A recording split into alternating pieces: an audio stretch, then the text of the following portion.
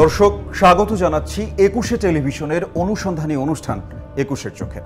আমাদের চারপাশে যে সকল অসঙ্গতি, চালু থাকা অনিয়ম আর পেশি শক্তির বলয়ে আবদ্ধ থাকা অপরাধ বৃত্তি ছাড়াও অনুসন্ধিৎস প্রতিবেদকের অনুসন্ধানে বেশ কিছু ইতিবাচক তথ্য ও প্রতিবেদন সমৃদ্ধ করে একুশের চোখ, যা খুলে দেয় সমাজের সকল শ্রেণী পেশা মানুষের অন্তর্চক্ষু। আপনাদের সাথে আছি আমি সাব্বির আহমেদ। অনুসন্ধান করেছেন ইলিয়াস হোসেন, সহায়তা করেছেন আলী আহমেদ। বিচারপতি তোমার বিচার করবে যারা, আজ জেগেছে সেই জনতা।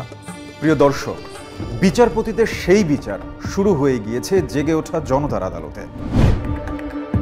বিগত 15 বছর তথাকথিত বিচারের নামে যে সকল বিচারকেরা দলকানা হয়ে বিচারাঙ্গনকে কলুষিত করেছে, আমরা শুধু তাদেরকে নিয়েই আলোচনা করি। বিচারক বলতে আমরা শুধু মানিকদেরকেই চিনি, কিন্তু আজ আমরা এমন একজন বিচারককে নিয়ে কথা বলবো যার মাথায় অস্ত্র ঠেকিয়েও অন্যায় রায় দেয়া যায়নি। আইনকে সমুন্নত রাখতে গিয়ে তিনি হারিয়েছেন স্ত্রী সন্তান, নিজের ঘর সংসার।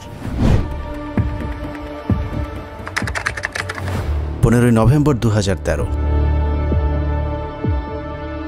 বিচারক মোতাহার হোসেনের ব্যক্তিগত গাড়িতে চড়ে গ্রিন রোড থেকে ধানমন্ডির দিকে যাচ্ছিলেন। গন্তব্য তার আরেক সহকর্মী আশিস রঞ্জনের ধানমন্ডির বাসা। যাবার পথে মোতাহার হোসেনের গাড়িটিকে সন্দেহজনক দুটি গাড়ি অনুসরণ করতে থাকে। এভাবে পুরো রাস্তায় তার পেছনে ছুটেছে গাড়ি দুটো।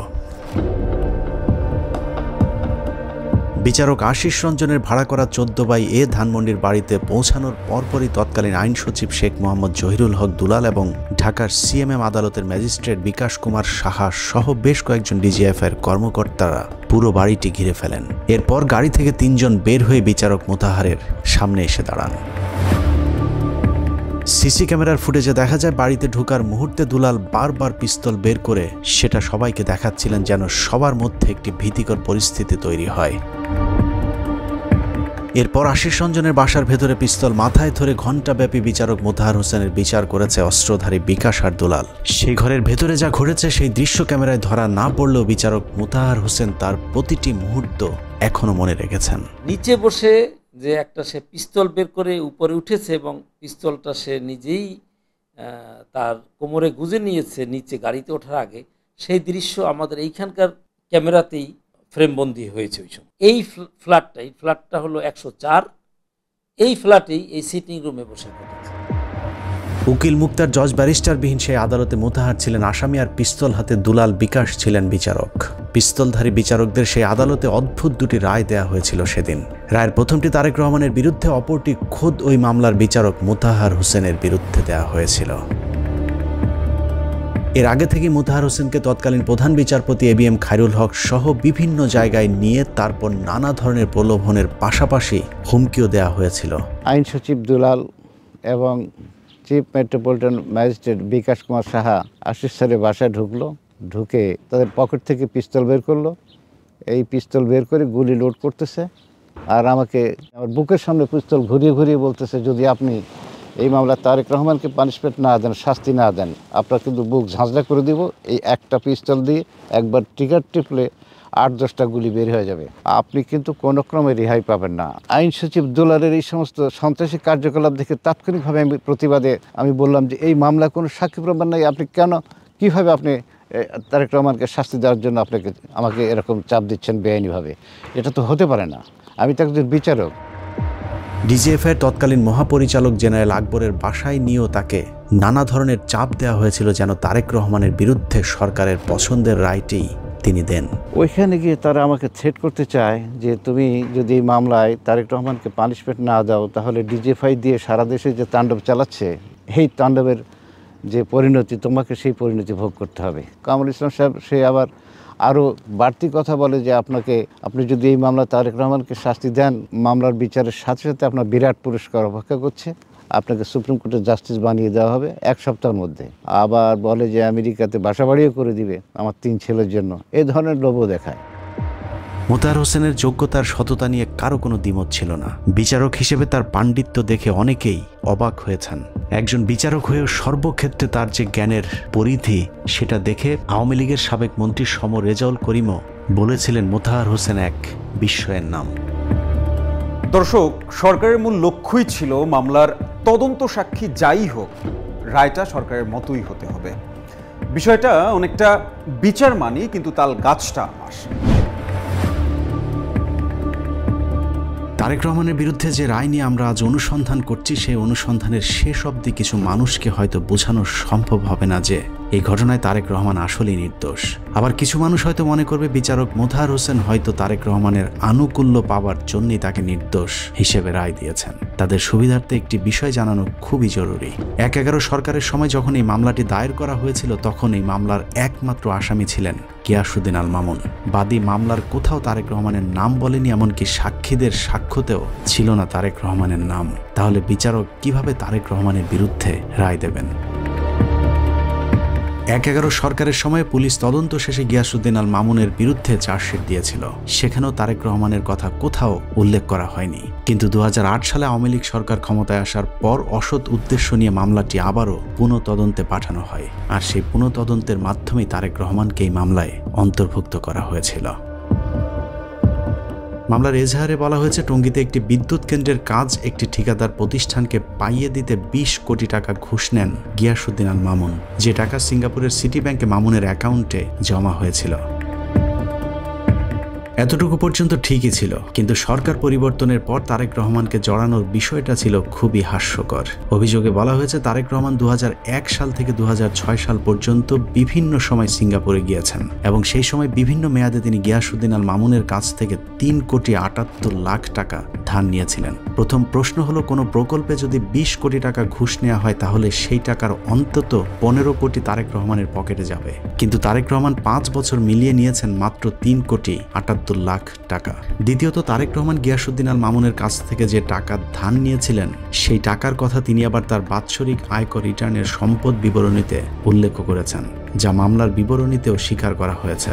এখন প্রশ্ন হলো, বিদেশ থেকে ঘুষ নিয়ে কি কোনো পাগলও তার ট্যাক্স রিটার্নে সেই টাকার কথা উল্লেখ করবেন? আদালতের রায়ের মাধ্যমে প্রমাণ হলো তারেক রহমান দুর্নীতির ঊর্ধ্বে। তারপরেও যেহেতু তারেক রহমান গিয়াসউদ্দিন আল মামুনের বন্ধু, সে কারণেই তিনি যেভাবে মামুনের কাছ থেকে টাকা নিয়ে থাকুক, সেই টাকাটাই সেই ২০ কোটি টাকার অংশ হিসেবে সরকার প্রমাণ করতে চেয়েছে। কারণ সরকার চেয়েছে যে কোনোভাবেই হোক তারেক রহমানকে এই মামলায় জড়াতে হবে। বিচারক মোতাহার হোসেন যদি তারেক রহমানকে খুশি করতে এই রায় দিয়ে থাকতেন, তাহলে তিনি চাইলে পুরো মামলাটি খারিজ করে দিতে পারতেন, অথবা গিয়াসউদ্দিন আল মামুনকেও নামে মাত্র একটি সাজা দিতে পারতেন। কিন্তু তিনি মামলার আসামি গিয়াসউদ্দিন আল মামুনের বিরুদ্ধে অভিযোগ প্রমাণিত হয় তার বিরুদ্ধে ৭ বছরের কারাদণ্ড এবং ৪০ কোটি টাকা অর্থদণ্ড দিয়েছেন। তবে অভিযোগ প্রমাণিত না হয় তারেক রহমানকে অভিযোগ থেকে খালাস দিয়েছেন। আর এই ন্যায় বিচার করাটাই ছিল মোতাহার হোসেনের সবচাইতে বড় অপরাধ। আমি জীবনে কোনো অন্যায় কাজ এইভাবে কোনোদিন করি নাই। দর্শক, ২১-এর চোখে নিচ্ছি বিজ্ঞাপন বিরতি, সঙ্গেই থাকুন।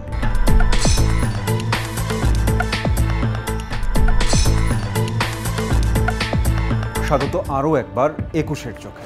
দর্শক, ঘটনা যাই হোক, রায় কি হবে সেটা বিচারকের মাথায় পিস্তল ঠেকিয়ে আগে থেকেই ঠিক করে দেওয়া হয়েছিল। ধানমন্ডির সে বাসায় সেদিন বিচারক মোতাহারকে দুটি বিকল্প দেওয়া হয়েছিল। প্রথম বিকল্প, তারেক রহমানের বিরুদ্ধে সরকারের পছন্দ অনুযায়ী রায় দেয়া। দ্বিতীয় বিকল্প, বিচারক মোতাহার হোসেনকে শেষ করে দেয়া।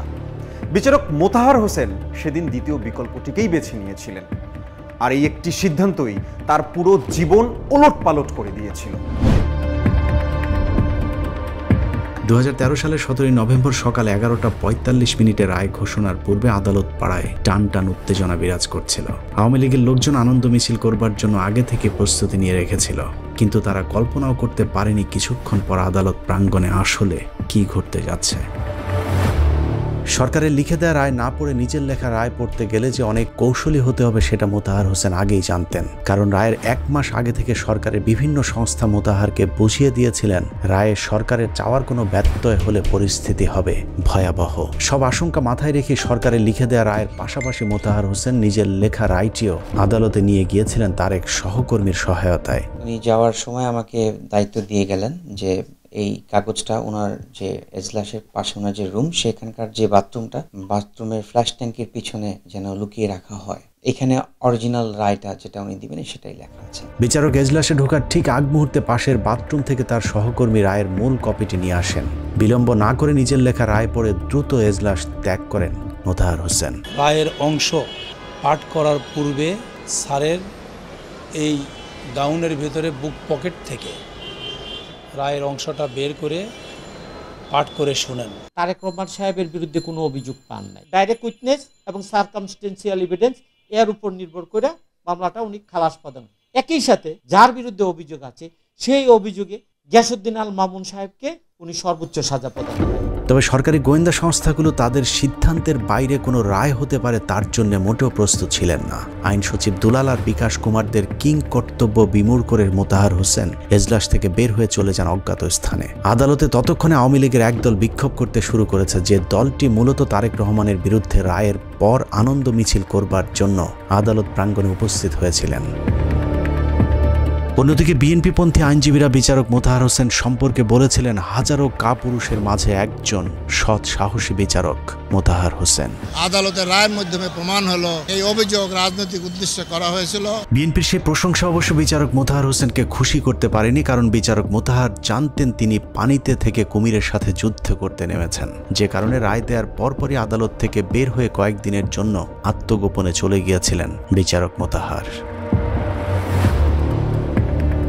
2013 সালের 17 নভেম্বর রায়ের দিন থেকে মাত্র 1 মাস 13 দিন পর 31 ডিসেম্বর মোতাহার হোসেনের অবসরে যাবার কথা ছিল, যে কারণে তিনি খুব বেশি দিন গা ঢাকা দিয়ে থাকতে পারেননি।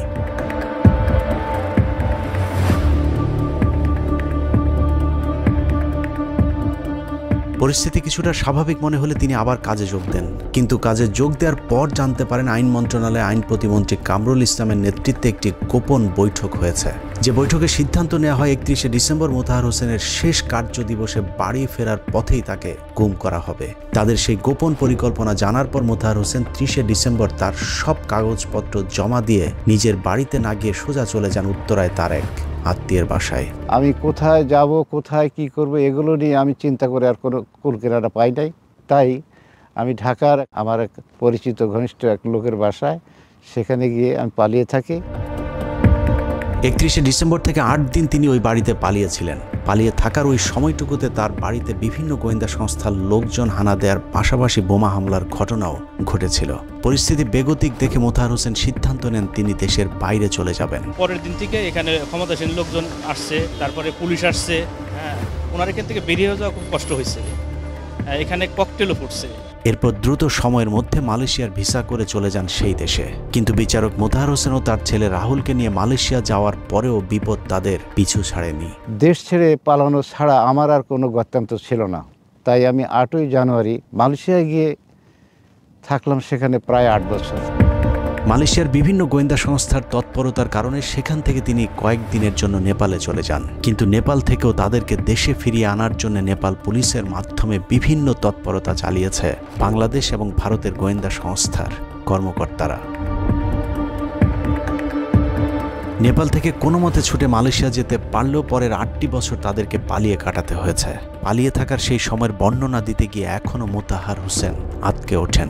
আমাকে ধরে নিয়ে গিয়ে যদি জেলে দিত তাহলে হয়তো প্রাণ বাঁচত, কিন্তু বাংলাদেশ থেকে মালয়েশিয়ায় গোয়েন্দা বাহিনী এসে জোর করে ধরে নিয়ে যায় তাহলে আমাকেও গুম করে ফেলবে, এই যে মৃত্যুর ভয়। তখন 500-700 মাইল দূরে জঙ্গলের মধ্যে গিয়ে আমি বাস করতাম আমার ছেলেকে নিয়ে। একদিকে মোতাহার হোসেনকে ধরার জন্য মালয়েশিয়াতে তৎপরতা চলতে থাকে, অন্যদিকে তার পরিবারের অন্য সদস্যদের উপর চলতে থাকে শারীরিক মানসিক সব ধরনের নির্যাতন। দুদককে লেলিয়ে দেয়া একের পর এক মামলায় মোতাহারের পুরো পরিবার যাযাবরের মতো পথে পথে ঘুরতে থাকেন। এরই মধ্যে মোতাহারের স্ত্রী মালয়েশিয়া চলে গেলেও তার ছেলে রাসেলকে গ্রেপ্তার করে পুলিশ। গ্রেপ্তারের পর রাসেলকে মধ্যযুগীয় কায়দায় নির্যাতন করা হয়। বিভিন্ন সংস্থা নির্যাতনের এক পর্যায়ে রাসেল মানসিক ভারসাম্য হারিয়ে ফেলেন। দীর্ঘদিন বন্দী থাকার পর রাসেল জেল থেকে বের হলেও স্বাভাবিক জীবনে আর ফিরে আসতে পারেননি। 18 সালের নির্বাচনের আগে আমাকে অ্যারেস্ট করছিল পুলিশ, আমি জেলও খাটছি। কিছু লোকজন আছে আমাদেরকে দেখলে নাক সিটকাতো, অর্থনৈতিকভাবে বলেন সামাজিকভাবে বলেন, এটা নানা ক্ষেত্রেই আমাদেরকে হয়রানি করছে। এদিকে রাসেল জেল থেকে বের হয়ে জানতে পারেন তার 3 মাসের সন্তানকে রেখে তার স্ত্রী চলে গিয়েছেন অন্যজনের সাথে। রাসেলের সেই 3 মাসের সন্তানের বয়স এখন 10 বছর, কিন্তু রাসেল এখনও বিশ্বাস করেন তার স্ত্রী আবারও ফিরে আসবেন। যদিও তার স্ত্রী যে আর ফিরে আসবে না সেটা বোঝার মতো মানসিক শক্তিও হারিয়ে ফেলেছেন রাসেল। মানসিকভাবে আমরা আমি খুব দুর্বল হয়ে আছে। ঘটনার এখানেই শেষ নয়। সন্তানদের বিপদের মুখে ফেলে মালয়েশিয়া যাবার পর বিচারক মোতাহারের স্ত্রী স্ট্রোক করে পুরোপুরি পঙ্গু হয়ে যান। বেশ কিছুদিন মালয়েশিয়ার বিভিন্ন হাসপাতালে চিকিৎসা চললেও অর্থের অভাবে চিকিৎসা বন্ধ হয়ে যাওয়ার পর তারা সিদ্ধান্ত নেন তাকে বাংলাদেশে পাঠিয়ে দেবার। মোতাহারের খুব স্বপ্ন ছিল স্ত্রী আবারও সুস্থ হবেন, একসাথে সংসার করবেন, কিন্তু সেই স্বপ্ন আর পূরণ হয়নি। মালয়েশিয়া থেকে যেবার স্ত্রীকে বিদায় দিয়েছিলেন সেটাই ছিল তাদের এই পৃথিবীতে শেষ দেখা। মালয়েশিয়ায় চিকিৎসা করলাম। চিকিৎসা করতে করতে যখন আমার আর অর্থকড়ি ছিল না, তখন তাকে দেশে পাঠিয়ে দিলাম। দেশে আসার পর একদিকে মামলার ভয়, অন্যদিকে অর্থের অভাবে চিকিৎসাধীন হয়ে মৃত্যুবরণ করেন তিনি। মোতাহার হোসেনের স্ত্রীর জীবনের শেষ দিনগুলো কেটেছে অত্যন্ত দুর্বিষহ কষ্টের মধ্য দিয়ে। গ্রামের বাড়িঘর, পুকুর, মাঠের জমি সব দখল করে নিয়েছিল স্থানীয় ছাত্রলীগ, আওয়ামী লীগের সন্ত্রাসীরা। সর্বস্ব হারিয়ে শেষ জীবনে নাটোর শহরে ৫,০০০ টাকার ভাড়া বাসায় থাকতে হয়েছিল মোতাহার হোসেনের স্ত্রীকে। সেবা শুশ্রূষা আর চিকিৎসার অভাবে ২০২০ সালের ৬ই অগস্ট স্বামী সন্তানবিহীন দুর্বিষহ এক জীবনের পরিসমাপ্তি ঘটে বিচারক মোতাহার হোসেনের স্ত্রী আরজুমানারা বেগমের। তার সাথে কথা ছিল যে আমরা আবার একত্রে বাংলাদেশে বসবাস করব, অথবা তাকে নিয়ে মালয়েশিয়া আমি চলে আসব, কিন্তু শেষ দেখা আর হয়নি। দর্শক, একুশের চোখে নিচ্ছি বিজ্ঞাপন বিরতি, সঙ্গেই থাকুন।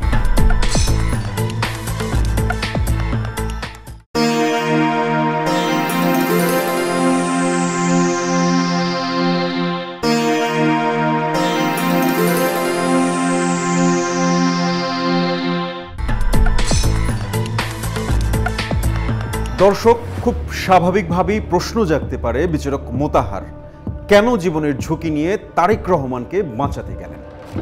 বিচারক মোতাহার আসলে তারেক রহমানকে বাঁচাতে চাননি, তিনি সত্যের পক্ষে লড়াই করেছেন।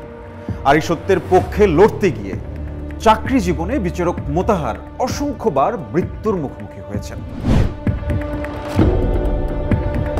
বিচারক মোতাহার হোসেন ১৯৮৪ সালে চাকরিতে যোগ দেন। পুরো চাকরি জীবনের রেকর্ডে এক ফোঁটা কালি না থাকা মোতাহারকে পেশাগত দায়িত্ব পালনে যখন যেখানে পাঠানো হয়েছে সেখানেই সততা, নিষ্ঠার সবটুকু উজাড় করে দায়িত্ব পালন করেছেন। বিএনপি, আওয়ামী লীগ কিংবা ১/১১ সরকারের সময় যেখানেই আইন শৃঙ্খলা অবনতি হয়েছে সেখানেই তাকে পাঠানো হয়েছে, আর যেখানে পাঠানো হয়েছে সেখানেই তিনি সফল হয়েছেন। বিচারক হিসাবে তার কর্মকাণ্ড, তার কাজ, তার বিচারিক কার্যাদি সম্পর্কে আমি ওয়াকিফাল ছিলাম। খুব সজ্জন ব্যক্তি, খুব মৃদুভাষী এবং নরম দিলের অধিকারী তিনি ছিলেন। ওনার যে বিস্তারিত জ্ঞান এবং তিনি যেভাবে আমার সাথে আলোচনা করেছেন, সেগুলো যদি তারে আমরা এই দেশে যদি আমরা ব্যবহার করি, তাহলে দেশের যে কত মঙ্গল হবে কল্পনাই করা যাবে না। এরই ধারাবাহিকতায় বিচারক মোতাহারকে চুয়াডাঙ্গার অতিরিক্ত জেলা ও দায়রা জজ হিসাবে নিয়োগ দেওয়া হয়। নিয়োগের ১ মাসের মাথায় পাল্টে যায় পুরো চুয়াডাঙ্গা জেলার আইন শৃঙ্খলা পরিস্থিতি। ১/১১ সরকারের সময় দায়িত্ব নিয়ে চরমপন্থী অধ্যুষিত চুয়াডাঙ্গার গোটা চেহারা বদলে দেন মোতাহার হোসেন। জেলার তৎকালীন ক্ষমতাসীন দলের সংসদ সদস্যের ছোট ভাই পৌর মেয়র টোটনকে একটি বেসরকারি স্থাপনায় হামলা ও ভাঙচুরের ঘটনায় ১৪ বছরের জেল দেন বিচারক মোতাহার হোসেন, যা চুয়াডাঙ্গা তো বটে পুরো দেশে ব্যাপক চাঞ্চল্য সৃষ্টি করেছিল। তৎকালীন সময় অপরাধ কণ্ঠ নামে জাতীয় একটি পত্রিকায় মোতাহার হোসেনের আলোচিত কয়েকটি মামলা নিয়ে অশান্ত চুয়াডাঙ্গার শান্ত যে কারণে শিরোনামে একটি সিরিজ সংবাদ ছাপা হয়েছিল। এসব সংবাদগুলো বিশ্লেষণ করলে দেখা যায় মোতাহার হোসেন পুলিশ কর্মকর্তা, চরমপন্থী নেতা থেকে শুরু করে এমন কোনো অপরাধী নেই যাদের বিরুদ্ধে ছেড়ে কথা বলেছেন। সত্যের পথে থাকতে গিয়ে চুয়াডাঙ্গার চরমপন্থীরা তাকে বেশ কয়েকবার হুমকি দিয়েছিল। তারপরেও মোতাহার হোসেন আইনের শাসন সমুন্নত রাখার সর্বোচ্চ চেষ্টা করেছিলেন। প্রায় ২ যুগ আগে চুয়াডাঙ্গার বিচারক হিসেবে দায়িত্ব পালন করেছেন মোতাহার হোসেন। স্বাভাবিকভাবেই তাকে ভুলে যাবার কথা, কিন্তু আশ্চর্যের বিষয় হলো চুয়াডাঙ্গার মানুষ এখনো মোতাহার হোসেনকে অত্যন্ত সম্মানের সাথে মনে রেখেছেন। আমি ভাবতেই পারি না একজন জাস্টিস এতটা সৎ, এতটা ন্যায়পরায়ণ হতে পারেন। কেননা আমাদের দেশে প্রচলিত আছে যে যখন যে সরকার ক্ষমতা থাকে তাদের বিরুদ্ধে সাধারণত এই ধরনের রায় দেখা যায় না। এটা একটা বিরল ঘটনা এবং প্রশংসনীয়। আমি ব্যক্তিগতভাবে যার কারণে তার প্রতি অত্যাধিক শ্রদ্ধাশীল। চরম এক আতঙ্কের জনপদকে যিনি নিরাপদ করে দিয়ে এসেছেন তার কথা বলতে গিয়ে এখনো আবেগ আপ্লুত হয়ে যান চুয়াডাঙ্গার অনেকেই। মোতাহার হোসেন সাহেব চুয়াডাঙ্গার যখন এডিশনাল ডিস্ট্রিক্ট জাজ ছিল তখন থেকে ওনার সাথে আমার পরিচয়, এবং সে আইনের প্রতি শ্রদ্ধাশীল এবং খুব সাহসী একটা মানুষ। চুয়াডাঙ্গার মানুষের কাছে মোতাহার হোসেন একজন ফেরেশতা তুল্য। দরিদ্র এই জনপদের মানুষ বিচারক মোতাহার হোসেনের কাছে এসে হাত পেতে খালি হাতে ফিরে গিয়েছেন, এমনটি কখনোই হয়নি। চুয়াডাঙ্গার মতো মোতাহার হোসেন যখন যেখানে গিয়েছেন সেখানেই নিজেকে আবিষ্কার করেছেন বাস্তব জীবনের এক নায়ক হিসেবে। যে চেয়ারে বসে বিচারক মোতাহার একের পর এক অশান্ত শহরকে শান্ত করে তুলেছে, সেই চেয়ারে বসেই দেয়া এক রায় বিচারক মোতাহারের জীবনকে অশান্ত করে তুলেছে। এগুলো কথা বলতে গেলে আমি খুব আবেগতাড়িত হয়ে যাই। মোতাহার হোসেনের জীবনের সততার পরীক্ষা দিতে গিয়ে যে অমানসিক কষ্ট সহ্য করেছেন সেই গল্প শুনে আমরা হয়তো কিছুক্ষণের জন্য আফসোস করব, কিন্তু এই পরীক্ষার দীর্ঘ যাত্রায় মোতাহার হোসেনকে যে বন্ধুর পথ পাড়ি দিতে হয়েছে সেই পথ ছিল খুটখুটে অন্ধকার। সে অন্ধকার দেখে মনে হয়েছে রাত মনে হয় আর কখনোই শেষ হবে না। আমার সংসার সমস্ত ধ্বংস হয়ে গেছে, তছনছ হয়ে গেছে। সারা জীবন সততার সাথে দায়িত্ব পালন করার পুরস্কারটা একটু বেশি কঠিন হয়ে গেছে মোতাহার হোসেনের। ন্যায় প্রতিষ্ঠা করতে গিয়ে নিজের অবসরের টাকাটা পর্যন্ত তুলতে পারেননি বিচারক মোতাহার। প্রাপ্য সে অর্থটা ফিরে পাবেন কিনা সেটাও তার জানা নেই। মোতাহার তার জীবনের সব হারিয়ে এখন একাকী নিভৃতে বসবাস করছেন ফিনল্যান্ডের একটি অপরিচিত এলাকায়। যে রাষ্ট্র তার সব কেড়ে নিয়েছে এখনও তিনি সেই রাষ্ট্রের কথাই ভাবেন। স্বপ্ন দেখেন বৈষম্যহীন, দুর্নীতিমুক্ত, অসাম্প্রদায়িক সমাজ প্রতিষ্ঠার, যেখানে ন্যায্য বিচার প্রতিষ্ঠার জন্য কোনো বিচারককে আর তার মতো সব হারাতে হবে না। জীবনের যে কয়টা দিন আমি বেঁচে থাকি আমি যেন বাংলার মাটিতে গিয়ে বাঁচতে পারি। আমার মৃত্যু যেন বাংলার মাটিতে হয়, আমার মৃত্যু যেন বিদেশে না হয়। আমি বাংলার মুখ দেখতে চাই। যাই হোক, দেশ স্বাধীন হয়েছে, দেশে এখন জনগণের সমর্থনে একটি সরকার গঠিত হয়েছে। আমাদের দাবি থাকবে মোতাহার হোসেনকে যেন যোগ্যতার ভিত্তিতে মূল্যায়ন করা হয়। আমরাই পৃথিবীর একমাত্র জাতি যাদের সরকার প্রধান নোবেল বিজয়ী, যে দেশের মানুষ স্বাধীনতা অর্জনের পাশাপাশি স্বাধীনতা রক্ষার জন্য খুব নিকট অতীতে রক্ত দিয়েছেন। সে রক্তের দাগ এখনো শুকায়নি। টগবগে যুবকদের তাজা রক্তে লাল বাংলার মাটি থেকে দুর্নীতি লুটপাটের শেকড় উপড়ে ফেলতে মোতাহার হোসেনদের মতো সৎ নিষ্ঠাবান মানুষদের প্রয়োজন। অভিমান না করে মোতাহার হোসেনরা দেশে ফিরে আসবেন, এটাই প্রত্যাশা। দর্শক, মৃত্যুর ভয় বিচারক মোতাহার হোসেনকে কখনোই থামাতে পারেনি। যতবারই মৃত্যু ঝুঁকি থেকে ফিরে এসেছেন, সত্যের জন্য তিনি আবারও ঝুঁকি নিয়েছেন, লড়াই করেছেন সত্যের পক্ষে। দর্শক, শেষ করব, তবে যাবার আগে আপনাদেরকেও সঙ্গে রাখতে চাই। আপনার কাছে থাকা অনুসন্ধানমূলক তথ্য আমাদেরকে জানান, তুলে আনবো তথ্যের ভেতরের খবর। লিখতে পারেন এই ঠিকানায়। প্রযোজক 21-এর চোখ, 21 টেলিভিশন, জাহাঙ্গীর টাওয়ার, 10 কারওয়ান বাজার, ঢাকা 1215। ইমেল করতে পারেন 21-tv.com এই ঠিকানায়। হোয়াটসঅ্যাপ করুন, কথা বলুন এবং তথ্য ও ভিডিও শেয়ার করুন 0197-2121-221 এই নম্বরে। দর্শক, সাধারণ চোখে যা দেখা যায় না তা দেখানোই 21-এর চোখের কাজ। চোখ রাখুন 21-এর চোখে।